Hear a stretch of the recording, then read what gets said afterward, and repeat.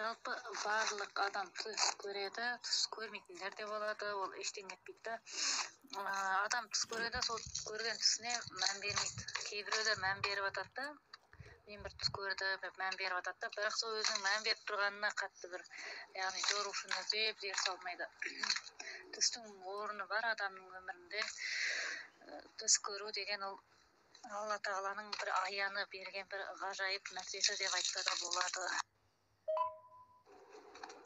Түс көру негізінде ислам бойынша жалпы қазақилықта да ол бір жалпы менің ойымша басқа нені зерттеген жоқпын, бірақ ол бір қай бір мысалы христиан болсын, қай бір сала болсын, атеистерде түс көретін болса, қай бір салада болсын, бұл түс көру үшке бөлінеді, иә. Мысалы қарапайым тілде жақсы түстер, жаман түстер, аян түс, аныкі дұрыс ұйықтамағаннан деп айта салатын болсақ, жалпы тілде, ал жалпы исламша түс бұл рахман түс, яғни қазақтар бұны аян түс дейді. Аян түс үш түске бөлінеді, яғни үш түрге бөлінеді түс. Аян түс дейміз, нафси түс дейміз, және шайтани түс деп бөлінеді. Сол енді жаңағы айтып жатқан үш түс түрі, яғни аян түс, нафси түс, шайтани түс дегеніміздің өзі, жаңағы аян түс, рахмани түсіміздің өзі екіге бөлініп кетеді екен. Оның біріншісі сүйінші түстер Алла тағаладан келетін, екіншісі Алла тағаладан келетін ескерту түстер болып келеді. Енді нафси түсіміз деген ол ұйықтағаннан, жаңағы беймезгіл уақытта ұйықтағаннан, бұндай шайтани түсте болып кетеді. Егер қорқыныш араласса, тамаққа тойып ұйықтағаннан, Алланы еске алмай ұйықтағаннан, ыңғайсыз ұйықтап кіріп жуынбай ұйықтап қалғаннан, жалпы рухани әрі тәртіп тұрғыдан нәжіс лас болып ұйықтап қалғаннан, осы нафси түстер болуы мүмкін. Бұл нафси түстер жаңағы есіңде қалмайды. Есіңде қалса да жаңағы шала бала бірдеңе болып қатты мазаламайды. Аян түс деген жүрегіңде орнығып, санаңда нақты сақталып тұратын, ойласаң көңіліңе жылу беретін сондай түстер болады. Енді шайтани түс ол үрейге толы түстер, қорқынышты белгісіз жерде жүретін үрейге толы сондай бір түстер болады. Шайтани түс дегеніміз енді сол осы үш түрдің түстің түрінен текте жорылатыны бұл аян түстері ғана. Яғни жаңағы ескертуі, жаңа сүйіншісі бар Алла тағаладан келген екі аян түс жорылатын болса, қалған нафси түс, ол шайтани түс, ол мән берілмейді. Жаңағы Аллах тағаланы еске алмай ұйықтағаннан, жаңағы шам уақытында дейміз, ұйықтап қалғаннан, таң уақытында, күн шыққанда ұйықтап қалған, бұның бәрі Алланы бисмилланы айтып атпасаңыз, жаңағы шайтани түстер көреді адамдар. Жалпы түс деген бір әлем ол. Түс деген бір әлем, әлем деген жаңағы 18 мың ғалам деп айтылады ғой. Бұл 18 Алла тағала Раббил аламин дейді, яғни әлемдердің Раббысы дейді. Ол әлемдерді жаңағы сенімді емес жолдармен дейміз ба, жалпы ғалымдардың айтуымен Алла білуші деген тұжырымменен 18 мың ғалам деп айтылады, 18 мың ғалам. Енді ол сол ғалам, әлем, яғни сол 18 мың әлемнің бірі түс әлемі. Өмірде әлемдер көп қой, аспан әлемі, су әлемі, жер әлемі, өсімдіктер әлемі, адамның әлемі, құрт құмырсқан әлемі деген сияқты сол түстің де әлемі бар. Түс деген бұл бір өзіндік бір ғажайып әлем. Бұл түс жаңағы сіз ұйықтап жатқандағы бұл жаңағы Алла тағаланың құдіреті, сіздің жаныңызды, мысалы ол өлім, ұйқы күші өлім деп айтады. Сіз ұйықтаған кезіңізде Алла тағаланың сізді сондай бір видео деп алайық, видеоға қойып қойғаны бұл бір Алланың бір құдіретінің бір белгісі. Енді сол видео деп айтып атқанымыз, жаңағы түс әлемі деп айтқанымыз, ол қаяқтан келеді, яғни жаңағы періштелер адамға әкелуші дейді сол түстерді. Ол жаңағы тағдырыңызға бекітіп қойды ма, әлде сол ұйықтаған сәтте келетін нәрсе ме, ол тек Аллахқа ғана белгілі нәрсе, Аллахқа ғалым. Енді сол түс дегеннің өзі сол қазақтар бейжай қарамаған, жаңағы түс түлкінің боғы деп атаңыз. Бұл түс түлкінің боғы деп қазақтар сол нафси түске, шайтани түске айтқан, яғни пайғамбар саллаллаху алейхи вассаламның тыйымы бар. Жаңағы бір бәдауи келіп түсімде өзім басымды қуалап бара жатқанын көрдім дегенде, Алланың елшісі саллаллаху алейхи вассалам расында шайтан сен түсіңде тәлкек қылыпты, яғни мазақ қылыпты дейді. Сен бұл түсіңді ешкімге айтпағың деп ескертеді. Міне осындай түстерді қазақ түс түлкінің боғы деп қоя салған. Ал енді аяни түстер бұлар өмірде мәні бар нәрселер болады. Яғни сіздің алдыңызда күтіп тұрған қатер кесапат, ауру сырқаудың алдын алу мүмкін, немесе сіз тозақи болатыныңызды ескертуі мүмкін. Сондай бір Алла тағаладан келген түстер болады. Енді түс көрмейтін адамдар да бар. Енді бұл түсті маңызын айтып жатырмыз, жаңа ескерту сүйіншісі бар деп. Енді түс көрмейтін адамдарды айтатын болсақ, оларға өмірде Алла тағала ескерту беруі мүмкін. Жалпы Алла тағала Құранда айтты, мен адамзатты жаңағы өзіме құлшылық ету үшін жараттым, мен жер бетінде орынбасар жаратамын, халифа жаратамын деп жаңағы періштелерге айтты. Бұл халифа, яғни орынбасар деген бұл жаңағы бастықтың орнына кез келген нәрсені жасай береді. Маңызды шешімдерді болмаса, сақ-тиек, мысалы, қол қоя салады, өзімізде білеміз ғой, контор бірдегі бастықтың орнына печатын баса салатын. Сол сияқты адам баласы жер бетіндегі жаңағы Аллахтың орынбасары. Міне сол орынбасарға барлығы қызмет етеді. Яғни қызметшілері. Соның бірі жаңағы түс әлемі. Бұл адамға бір қызметші, бір функция десек те болады. Яғни жаңағы адамға жалпы көп нәрсе жаратылыстың барлығы жаңағы Алла тағала айтады ғой, Құранды жаңағы тас, табиғат бастатқан деген адам өзіне Құранды мен алам деп жүктегеннен кейін жаңағы лағнат шайтан адамды қияметке дейін жаңағы аздырам, тоздырам дегеннен кейін Алла тағала осы адамзатқа күллі жаратылысты бас игізіп жаңағы нетіп қойғандай, әлгі қызметке қойып қойғандай.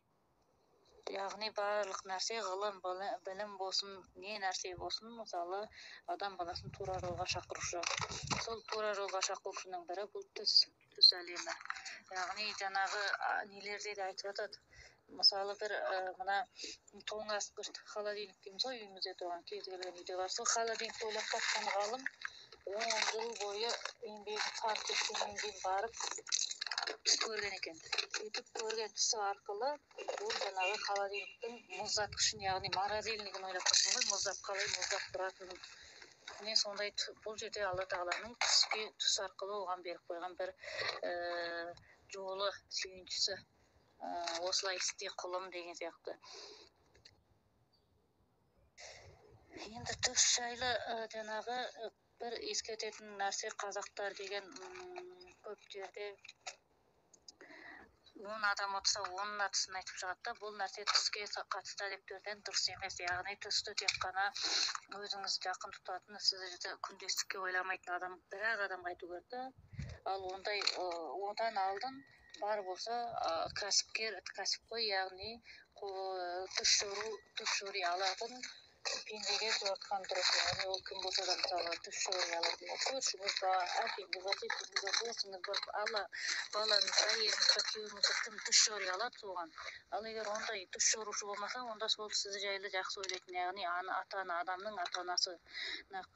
Қазақилықта түс жоруда әдебі сол. Исламға да сәйкес келеді. Исламда өзіңе кек сақтамайтын, жақсы ойлайтын дейді. Бұл жерде әлбетте ең бірінші адамға жақсы ойлайтын ол ата-анасы. Мүмкін болса ата-анаңызға жорыңыз. Ал енді сол дастарханға отырып алып, күллі адамға мен түс көрдім, түсімде гүл құшақтап тұрмын десе, жаңағы әйелдер отырып, бірінші бір 60-шы қызым деген ұзатылады екен дейді. Одан кейін екінші жаңағы қайынысы отырып алады да, сенің дейді анау келінің қыз туады екен деп түгел жорып тұрса, одан біреу вообще бұларға қатысы жоқ, бұл деген әлгі ана бәленше деген бүгін келмей ма, сол деген олжалы оралады деп бірдеңе деп бір түсті үш жерден жортып жіберу, бұл түстің әдебіне сәйкес келмейді. Бір жағынан түстің жаңағы қорлауы сияқты болып кетеді. Келесі мәселе сол түске қатысты. Енді сол жаңағы түстің ақысы деген. Түстің ақысы, әр нәрсенің ақысы бар өмірде. Түстің ақысы бұл жорыту, яғни жақсы. Пайғамбар саллаллаху алейхи ва саллям айтқан, түс көрсеңдер, оны жорытыңдар және шүкір етіңдер деп. Яғни ол жерде қаласаңыз альхамдулилля деп айтыңыз, қаласаңыз шүкір сәждесін жасаңыз, қаласаңыз 2 ракағат шүкір намазын оқыңыз. Аллахқа шүкір ету, яғни пайғамбардың аты.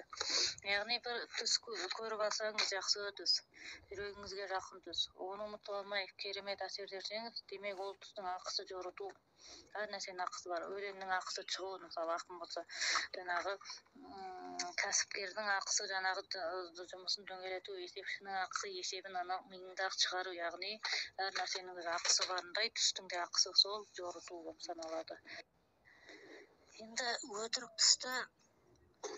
өтірік түс көруге болмайды. Яғни жаңағы түс жорушы болса, ол түс жорушыны сынау мақсатында өтірік түсті құрап алып, ол не дейді екен деп, түс жорушы ол кәшіп деген нәрсе, яғни ойға салынатын нәрсе, ол жори береді сіздің айтсаңыз.